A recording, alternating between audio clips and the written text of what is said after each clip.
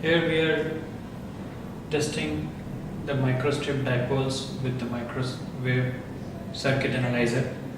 We have kept two microstrip dipoles apart at a distance of 1 to 5 meters. For shooting, we have kept the distance smaller. We need to test these antennas in the far field, which is greater than 2d square by lambda, where d is the dimension, the largest dimension of the antenna, and lambda is the wavelength at the operating frequency of 1500 megahertz.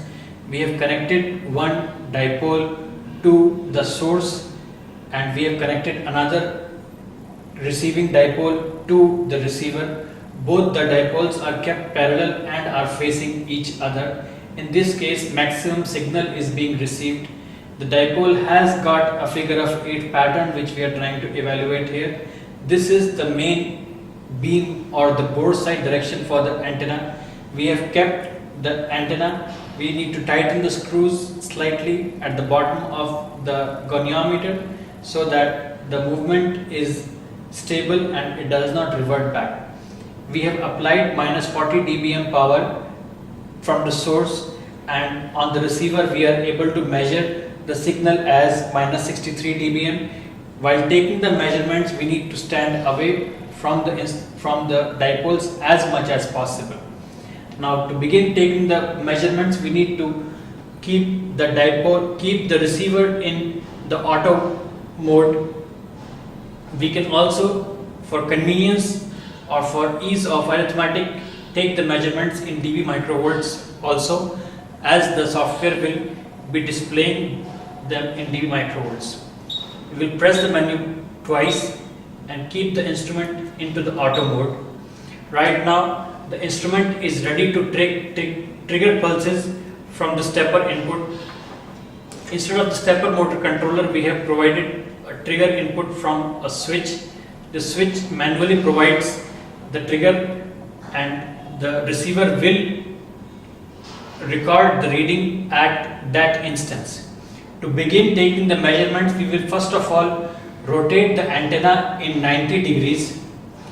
This will allow the stitching to take place in the side lobe or the null position of the antenna, so that the bore side of the antenna is plotted in a single step, and 0 degree and 360 degree overlapping errors in the visualization of the software are eliminated.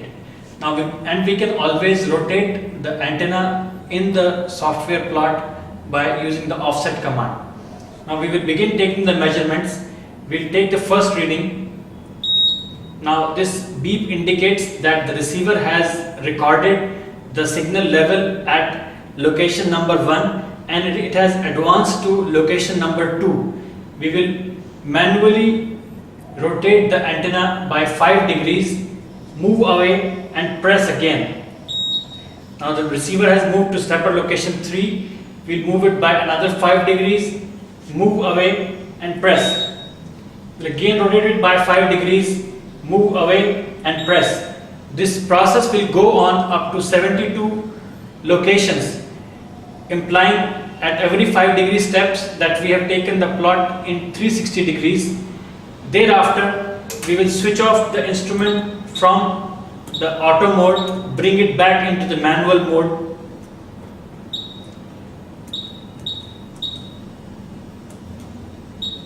And we will dump all the readings using the serial mode. The moment we press enter, the instrument will start uploading all 1000 locations to the RS-232 port of the PC, and the software will allow us to visualize the plot of the readings at 1 and 72 locations corresponding to the complete azimuth plot of the given dipole.